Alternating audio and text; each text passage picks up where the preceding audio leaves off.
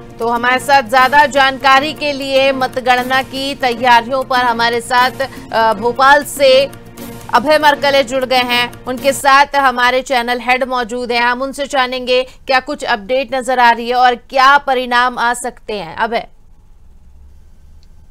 आयुषी, देखिए, अगर बात की जाए तो मतगणना की जो है उल्टी गिनती अब शुरू हो चुकी है। और यदि बात की जाए तो कुल मिलाकर ये देखने में आ रहा है कि जिस तरीके से एग्जिट पोल सामने आए हैं उसमें कहीं ना कहीं मध्य प्रदेश में कांग्रेस की सरकार बनती दिखाई दे रही है। 3 तारीख की मतगणना की जो तैयारियां हैं वो तेज हो गई। अगर हम 7 विधानसभा क्षेत्र की बात करें तो बैरसिया में सबसे पहले परिणाम आएंगे। वहीं प्रत्याशियों की संख्या नरेला में सबसे ज्यादा होने के कारण वहां सबसे लेट परिणाम आ सकते हैं। यदि बात की जाए इसका दक्षिण पश्चिम और मध्य विधानसभा क्षेत्र जो कि कर्मचारी बाहुल क्षेत्र है, तो यहाँ पर मतपत्रों की संख्या ज्यादा होती है, तो यहाँ मतपत्रों की संख्या के वजह से समय लग सकता है। और इसके अलावा बैरसिया में 16 ईवीएम लगाई गई। डाक मतपत्र की काउंटिंग के लिए अलग से टेबल लगेगी। चुनाव आयोग ने निष्पक्ष जो है मतगणना की पूरी तैयारियां कर ली है। और चूंकि 3 दिसंबर को सुबह 8 बजे से जो है मतों की गिनती शुरू हो जाएगी और दोपहर तक ये क्लियर हो जाएगा कि मध्य प्रदेश में किसकी सरकार बनने जा रही है। एग्जिट पोल आने के बाद सभी, चाहे वो राजनेता हों चाहे तमाम वरिष्ठ पत्रकार हों, सभी अपने अपने अनुसार आकलन लगा रहे हैं। हमारे साथ मौजूद हमारे चैनल हेड, जिन्होंने की न सिर्फ राजधानी बल्कि पूरे मध्य प्रदेश का दौरा कर मतदाताओं की नब्ज टटोलने का काम करा है। हालांकि अभी ये कहना मुश्किल होगा कि किसके पक्ष में वोटिंग हुई है, किसके पक्ष में सरकार बनने जा रही। फिर भी हम जानेंगे। सर, आपका एक लंबा अनुभव है पत्रकारिता का और आपने कई चुनाव देखे हैं और पिछले कई चुनावों में देखा है जो आपने समीक्षा की, कहीं ना कहीं सटीक बैठी है। इस बार का चुनाव पिछले कई बार के चुनाव के मुकाबले अलग, तो किस रूप में देख रहे हैं इस बार? इस बार हमने देखा है पूरे मध्य प्रदेश में कि जनता बदलाव चाहती है। चुनाव के कुछ दिन पहले ही भाजपा ने लाडली बहना योजना लॉन्च की। मध्य प्रदेश की जनता के मन में ये सवाल है कि अभी क्यों 18 सालों से ये योजना इन्होंने क्यों लागू, 450 में सिलेंडर अभी इन्होंने क्यों लागू किया, पहले क्यों नहीं लॉन्च किया। जबकि कांग्रेस की जो योजनाएं हैं, जो उनकी वचन पत्र हैं, उनमें स्पष्ट रूप से बहुत पहले से करते आए हैं। 500 में हम सिलेंडर देंगे, 1500 रुपए में नारी सम्मान, किसानों को कर्जा माफ करेंगे। और उनका ये भी कहना है कि हमारी दूसरे राज्यों में सरकारें चल रही है, हम ये योजनाएं वहां लागू कर चुके हैं, आप वहां इन योजनाओं का परीक्षण कर सकते हैं। तो कहीं ना कहीं देखने में यह आया है कि जनता कांग्रेस के ऊपर, कमलनाथ के ऊपर ज्यादा भरोसा करती हुई। सर, अगर बात की जाए, चूंकि लगातार 20 वर्षों से भारतीय जनता पार्टी सरकार में, अगर 2003 के बाद से भारतीय जनता पार्टी शासन कर रही है, ऐसी क्या कमियां रही, ऐसे क्या कारण रहे? क्या विपक्ष इतना प्रखर नहीं रहा, या विपक्ष इतना मजबूत नहीं रहा, या कांग्रेस 20 वर्षों में अपने आप को स्थापित नहीं कर पाई? 20 वर्षों में पिछली बार जो सरकार थी 2018 में सरकार गिरी, बहुत ही अनफॉर्चुनेट रहा, दुर्भाग्यपूर्ण वर्ष था वो कि कांग्रेस की सरकार चली गई। जनता के मन में वो भी है कि हमने सरकार कांग्रेस की चुन करके दी, मगर शासन किया भाजपा ने। जो भी रहा हो उस समय, जो भी प्रक्रिया रही, घटनाएं घटी हो, वो सब जनता को याद है। मगर इस समय पूरे मध्य प्रदेश की जनता, मतलब पब्लिक, आम पब्लिक पर हमने देखा है, चाय के ठेले पर देखा है, दुकानों में देखा है, होटल में देखा है, हर जगह देखा कि हमें बदलाव चाहिए, हमें सरकार भिन्न चाहिए। अब एक ही ढर्रे पर सरकार चलती आ रही है, एक ही ढर्रे पर सरकार चलती आ रही है। महंगाई चरम सीमा पर पहुंची, ये जनता का कहना है। जनता की महंगाई चरम सीमा पर पहुंच, बेरोजगारी बढ़ती जा रही है।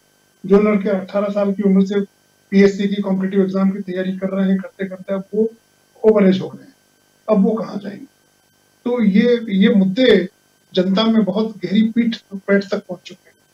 तो इससे जनता चाहती है कि अब बदलाव हो जाए। पत्रकारिता के साथ साथ आपका शिक्षा के क्षेत्र में, और अगर बात की जाए उद्योग के क्षेत्र में भी काफी रुचि रही है, काफी आपने इन क्षेत्रों में काम करा है। आपको क्या लगता है कि जो एक सरकार बनती है वो हर वर्ग के समर्थन से बनती है, चाहे वो युवा हो, चाहे किसान हो, चाहे महिला हो, चाहे उद्योगपति हो?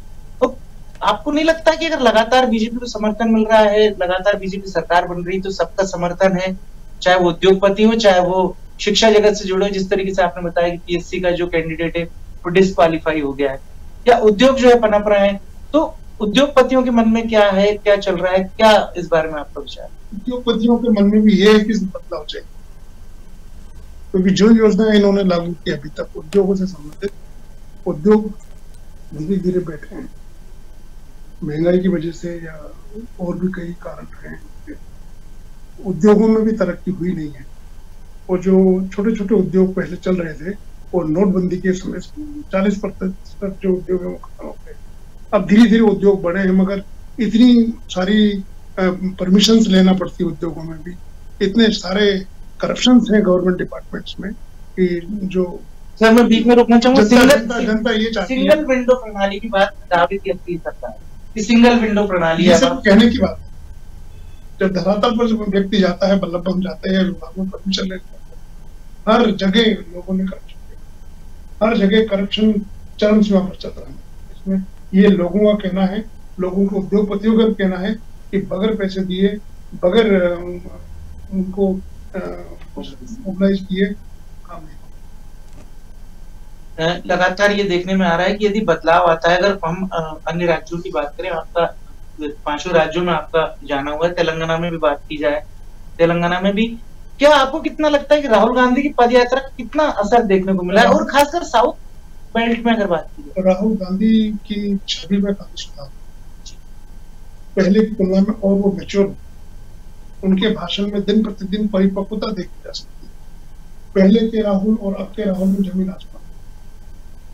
जहां भी वो भाषण देते हैं, उनका यह कहना है कि उस राज्य में आप देख, हमने ये योजनाएं लागू की है, चल रही है, यहाँ भी हम लागू करेंगे, यहाँ भी चल रही है, छत्तीसगढ़ में चल रही है, राजस्थान में चल रही है। तो छवि में और उनके विचारों में, उनके व्यक्तित्व में काफी परिपक्वता आई। अब लोगों पर, आम जनता में उनके ऊपर विश्वास होना देखा गया। एक और आपकी रुचि लगातार आप दौरे करते हैं, यदि हम बात करें इस विषय में कि मध्य प्रदेश को दावा किया जाता है कि बीमारू राज्य से प्रगति की ओर, विकसित प्रदेश की ओर विकसित किया जा रहा है। तो छत्तीसगढ़, राजस्थान और मध्य प्रदेश में यदि तुलना की जाए, तो छत्तीसगढ़ और राजस्थान का जो विकास है और जो मध्य प्रदेश में लगातार जो दावे किए जाते हैं कि विकसित प्रदेश की श्रेणी में स्थान जो है, किस रूप में देखते हैं आप? अगर हम जमीन पर देखते हैं, कोई विकास नहीं। विकास कुछ एक चुनिंदा वर्ग का विकास हुआ, जो सरकार से जुड़ा हुआ रहा है उसका विकास। मेरा प्रश्न छत्तीसगढ़ में अगर विकास का, अगर अपन आंकड़ा देखें, छत्तीसगढ़ में लोगों के रहन सहन का तरीका देखें, छत्तीसगढ़ में उद्योग देखें, छत्तीसगढ़ में यदि हम शिक्षा क्षेत्र में देखें, या राजस्थान में देखें, कोटा में देखें, ऐसा मध्य प्रदेश में ऐसा कुछ? मध्य प्रदेश में वही मैं बोलता था जी कि मध्य प्रदेश में एक सेट सरकार चल रही है, सेट योजनाएं लागू होती है, मगर धरातल में वो योजनाएं दूर दूर तक गई। तो तरक्की किन की हुई है? गाँव में देखो कहाँ है तरक्की। आज भी गाँव का व्यक्ति अपनी साइकिल के ऊपर पानी का कंटेनर लेकर के जाता है, पानी भर के लाता है, पीता है 24 घंटे, फिर सुबह सुबह पानी पीता है। आज भी गाँव में अगर दौरा करो, किसान आज भी परेशान है, सिंचाई की कोई व्यवस्था नहीं। बोलते हैं बिजली वो 24 घंटे देते हैं, आज भी गाँव में बिजली कटती, 8 घंटे बिजली कटेगी। तो वो योजनाएं कागजों में है, ये पब्लिक का कहना है। ये हमारा सर्वे हमने जो बातचीत की है भ्रमण करने के बाद, ये गांव के लोगों ने कहा है कि कहाँ है तरक्की। तो पब्लिक का ये कहना है कि एक बार कमलनाथ को भी हम देखें या कांग्रेस को देखते हैं, सरकार हम बदलना चाहते हैं, बदल करके सरकार, अगली सरकार क्या करती है उनको देखते हैं, उनकी योजनाओं को देखते हैं, वो लागू करते हैं। अंतिम सवाल एक और करना चाहूंगा सर मैं आपसे कि यदि विकास है, यदि मोदी का चेहरा है, उनसे सरकार है, तो ऐसी क्या आवश्यकता पड़ी कि बीजेपी को अपने केंद्रित स्तर के नेताओं को मैदान? ये सवाल बहुत ही अच्छा है। ये सवाल आम जनता भी पूछती है कि जब जो मुख्यमंत्री 16 साल, 18 साल, 20 साल से जनता के बीच में घूम रहा है, उनको बैकफुट पे करके क्यों केंद्रीय नेतृत्व के सारे चुनाव, उनको क्यों मुख्यमंत्री का चेहरा नहीं किया? जनता पूछती है और बीजेपी में या सरकार के पास इसका जवाब है। सरकार चुनाव में बड़े बड़े जो हेवीवेट नेता थे उनको उतारा गया। इसका मतलब बीजेपी को खुद को ये अनुमान है, ये कहीं न कहीं से अंदेशा है कि शायद गड़बड़ हो सकती है। चलते चलते एक अंतिम सवाल, और चूंकि 5 राज्यों में चुनाव हुआ है जिसमें से 3 राज्य बड़े राज्य हैं और आने वाले समय में लोकसभा का चुनाव होने वाला है, और चूंकि आपका जो जनसंपर्क रहा है, जो आपका संपर्क रहा है साउथ बेल्ट से लेके नॉर्थ ईस्ट तक रहा है, लगातार आपने दौरे करें, तो आपको क्या लगता है कि इन जो ये विधानसभा के चुनाव, क्योंकि अगर देखा जाए 27 जो जितने भी राज्य हैं उस मुकाबले केंद्र में इसका कितना असर पड़ेगा? ये चारों राज्य, 5 राज्य लगभग बीजेपी लूज करते हैं। तेलंगाना कांग्रेस हथिया रही है, इसमें कोई दो। छत्तीसगढ़ कांग्रेस के पास आ रहा है, कोई दो। मध्य प्रदेश कांग्रेस के पास आ रहा है, कोई दो। राजस्थान में फिर भी कांग्रेस करता है, मगर वहां फिर भी कांग्रेस का ही पड़।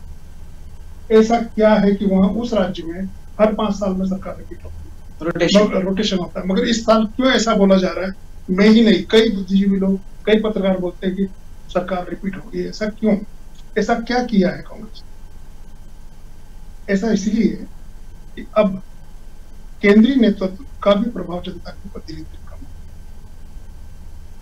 इन 4 राज्यों में, 5 राज्यों में अगर कांग्रेस की सरकार होती है तो लोकसभा के चुनाव ये थे हमारे साथ ब्रिजेंद्र वर्मा जी, चैनल हेड खबर भारत 360 सर, जिनका साफ तौर पर एनालिसिस है। लगातार धरातल पर रहकर पूरे विधानसभा चुनाव में 5 राज्यों में संपर्क करा है, जनता की नब्ज टटोली और आने वाले लोकसभा चुनाव की तैयारियां भी अभी से शुरू कर दी। अब देखना होगा कि 3 दिसंबर को जो भी एग्जैक्ट पोल आए हैं, जो भी बुद्धिजीवियों की, जो भी वरिष्ठ पत्रकारों की राय है, वो कहां तक सटीक बैठती है, किस दिशा में जो है इन प्रदेशों की राजनीति जाती है, इन राज्यों में किन दलों की सरकार बनती है और इसका कितना प्रभाव आने वाले लोकसभा चुनाव पर पड़ता है। आयुषी, चलिए, तो यहाँ पर सब पूरी जानकारी के लिए जुड़ने के लिए धन्यवाद। हमारे साथ अभी हमारे के लिए राजधानी भोपाल से जुड़े हुए थे, साथ ही खबर भारत 360 के चैनल हेड भी हमारे साथ जुड़े हुए थे, जिन्होंने हमें बताया अपनी पारखी नजरों से वो कैसे देखते हैं इस पूरे चुनाव को, 5 राज्यों में होने वाले। ये हमें जानने को मिला कि किस तरह से खबर भारत 360 के चैनल हेड ने हमें बताया कि किस तरह से ये जो चुनाव है वो महत्वपूर्ण होने वाला है।